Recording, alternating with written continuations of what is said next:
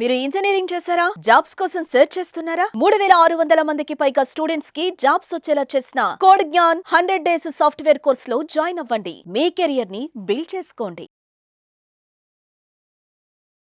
నమస్కారం ఉమా గారు. నమస్తే అమ్మా.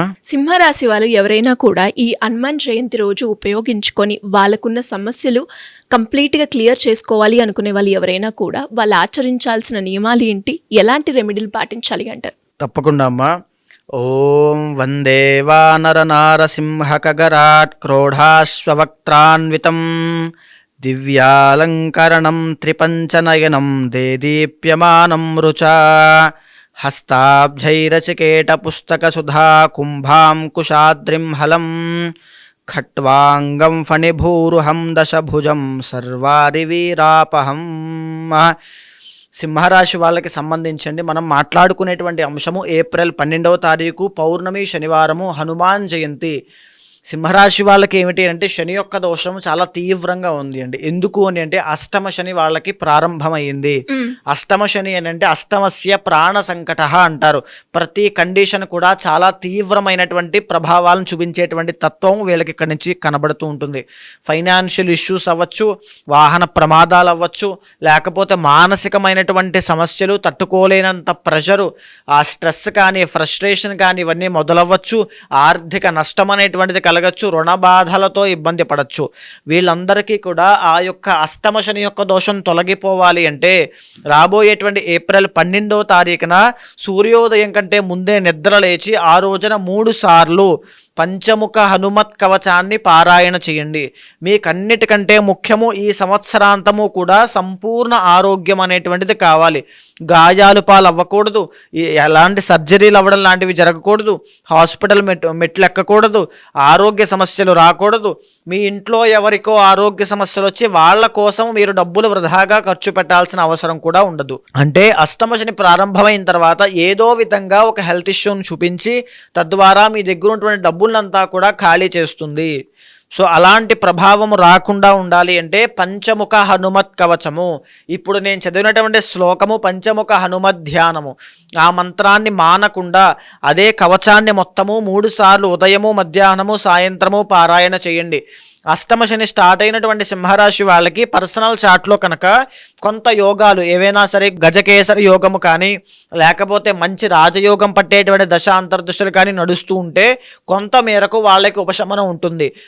అలా కాకుండా వాళ్ళకి శని యొక్క దోషం తీవ్రంగా ఉండి శని 6వ స్థానంలో ఉన్నట్లయితే జైల్స్ అని, హాస్పిటల్స్ అని, తరువాత చెప్పాలంటే కేసులని, లిటిగేషన్స్ అని, ఫైన్స్ అని, పనిష్మెంట్స్ అని, గవర్నమెంట్ పరమైన లిటిగేషన్స్ అని వాటిలో ఇరుక్కుని శత్రువుల బాధ, స్పైనల్ కార్డుకి సంబంధించినటువంటి సమస్యలు, కీళ్లవాతము, స్పాండిలైటిస్, యొక్క సయాటికా ఇవన్నీ కూడా ఇబ్బంది పెడుతూ ఉంటాయి.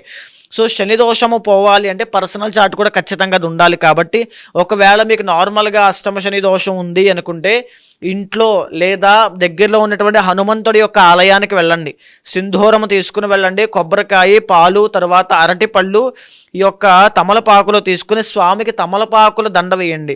తమలపాకు మీద సింధూరంతో శ్రీరామ అని రాసి స్వామికి అర్పించండి. తరువాత స్వామికి అరటిపళ్ళు అంటే చాలా ఇష్టము కాబట్టి అరటిపళ్ళు గెల ఒకటి సమర్పణ చేయండి. చేసిన తర్వాత ఆ సన్నిధిలోనే కూర్చుని హనుమంతుడి ఆలయంలో హనుమాన్ చాలీసా 3 సార్లు పారాయణ చేసి ఓం హనుమతే నమః అనేటువంటి మంత్రాన్ని మానకుండా 108 సార్లు జపం చేయండి. ఎవరికైతే ఆల్రెడీ తీవ్రమైనటువంటి ఆరోగ్య సమస్యలతో ఇబ్బంది పడుతూ ఉన్నారో వాళ్ళైతే ఓం వజ్రదేహాయ నమః అనేటువంటి మంత్రాన్ని 108 సార్లు పారాయణ చేయండి. ఇదే కాకుండా శనివారము కాబట్టి ఆ రోజున మానకుండా శివాలయంలో ఉండేటువంటి నవగ్రహాల దగ్గరకు వెళ్ళి దాంట్లో పశ్చిమ దిక్కుకున్నటువంటి శని భగవానుడి దగ్గరకు వెళ్ళి నీలాంజన సమాభాసం రవిపుత్రం యమాగ్రజం ఛాయా మార్తాండ సంభూతం తం నమామి శనైశ్వరం అనేటువంటి మంత్రాన్ని 19 సార్లు చదివి స్వామికి 19 ప్రదక్షిణములు చేసి నల్ల నువ్వు నూలుతో స్వామికి అభిషేకం చేయండి రుద్రం చెబుతూ, లేదా ఇప్పుడు నేను చెప్పినటువంటి శ్లోకాన్ని చెబుతూ అభిషేకం చేయండి. కొబ్బరికాయ కొట్టి శివ దర్శనం చేసుకుని ఇంటికి వెళ్ళండి. ఆ రోజంతా ఉపవాసం ఉండి ఉపవాస దీక్షతో ఉండి పళ్ళు పలహారములు తీసుకోవచ్చు. ఆ ఉపవాస దీక్ష అయిన తర్వాత సాయంత్రం కూడా హనుమంతుడి వద్ద దీపం పెట్టుకుని ఇంట్లో శివుడికి నమస్కారం చేసుకుని తర్వాత భోజనం చేయండి. ఇదే కాకుండా ఎవరైతే విద్యాపరమైనటువంటి ఇబ్బందులు హయ్యర్ ఎడ్యుకేషన్ కోసం ఇబ్బంది పడుతున్నారో అష్టమ శనిలో ఉంటూ సింహరాశి వాళ్ళైతే మన్యు సూక్త పారాయణ కానీ శ్రీ సూక్త పారాయణ కానీ ఇంట్లో చేయించండి.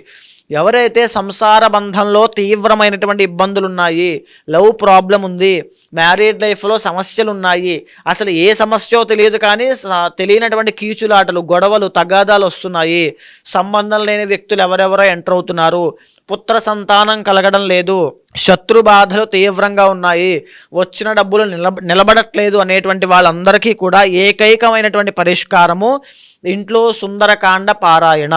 సుందరకాండ పారాయణ ఇంట్లో జరిగిందా ఆ ఇల్లంతా శుభప్రదం అవుతుంది.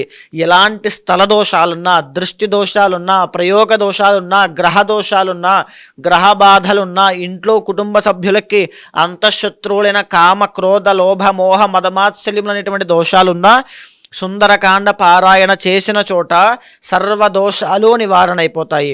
అందులో ముఖ్యంగా యుద్ధకాండ అనేటువంటి సర్గ రామాయణంలో ఉండేటువంటి దాన్ని పారాయణ చేయండి. ఖచ్చితంగా ఏది పట్టుకుంటే అందులో విజయాన్ని పొందుతారు. అది కూడా ఈ ఏప్రిల్ 12వ తారీఖు మాత్రమే అంత శక్తివంతమైనటువంటి రిజల్ట్స్ కనబడతాయి.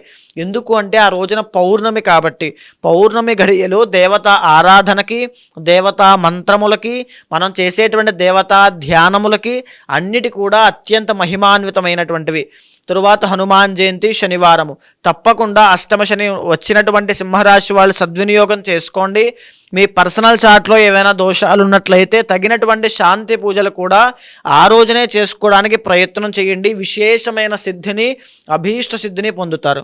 ఎలా అండి, ఎవరికైనా కూడా అంటే మీరు అన్నట్టుగానే జాతకరీత్యా కొన్ని దోషాలు ఉన్నాయి, వాటిని మేము క్లియర్ చేసుకోవాలి అనుకుంటున్నాము, ఆస్ట్రాలజీ పరంగా ఎలాంటి రెమెడీ పాటిస్తే బాగుంటుంది అనుకునే వాళ్ళు ఎవరైనా కూడా మిమ్మల్ని అప్రోచ్ అవ్వాలి అంటే ఎలా ఉంటుందండి? తప్పకుండా అమ్మా, అలాంటి వాళ్ళు ఎవరైనా ఉంటే అండి కింద కనిపించే నెంబర్కి కాల్ చేస్తే మా వాళ్ళు మీకు పూర్తి వివరాలు ఇస్తారు. మీ యొక్క డేట్ ఆఫ్ బర్త్ కానీ, టైమ్ ఆఫ్ బర్త్ కానీ, ప్లేస్ ఆఫ్ బర్త్ కానీ చూసి చెప్పేటువంటి విషయాలు చాలా ఉంటాయి. ఎందుకు అని అంటే అవన్నీ కూడా కర్మ మీద ఆధారపడి ఉంటాయి కాబట్టి.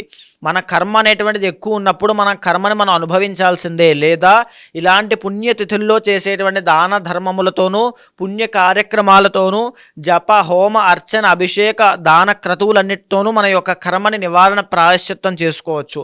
అలాంటివన్నీ కూడా పర్సనల్ చార్ట్ ద్వారా చూసి తెలుసుకోవాలి. కాబట్టి ఎవరైనా ఉంటే ఖచ్చితంగా అపాయింట్మెంట్ తీసుకోండి. తప్పకుండా చూసి తగినటువంటి శాంతి పరిహారములు మీతో ఆచరింపచేసి ఒక మంత్రోపదేశం ఇచ్చి మంచి రిజల్ట్స్ వచ్చేలా చేస్తాను. థ్యాంక్ యూ అండి, థ్యాంక్ యూ సో మచ్. నమస్తే అమ్మా.